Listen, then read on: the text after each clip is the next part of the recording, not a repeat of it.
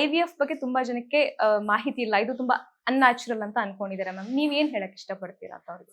No. That is what. Unnatural is only a process till the time I get pregnant. ಯಾಕೆ unnatural ಅಂತ ಇದೀವಿ ಅಂದ್ರೆ because ಇದು ಹೊರಗಡೆ ಡೆವಲಪ್ ಮಾಡಿ ಲ್ಯಾಬ್ ಅಲ್ಲಿ.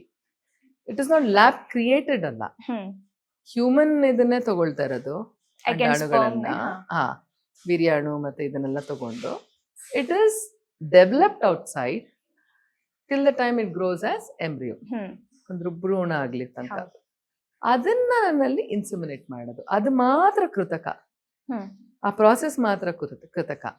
ಮತ್ತೆ ಎಲ್ಲದು natural. There is nothing unnatural about it. And one more thing ಏನಂದ್ರೆ IVF ಬಗ್ಗೆ ಇನ್ನೂ ಕೂಡ ರಿಸರ್ಚಸ್ ನಡೀತಾ ಇದೆ. ಸೊ ನಿಮ್ಗೇನಾದ್ರೂ ಕಾಂಪ್ಲಿಕೇಶನ್ಸ್ ಬಂತಾ ಈ ಪ್ರಾಸೆಸ್ ಅಲ್ಲಿ ಅಂತ?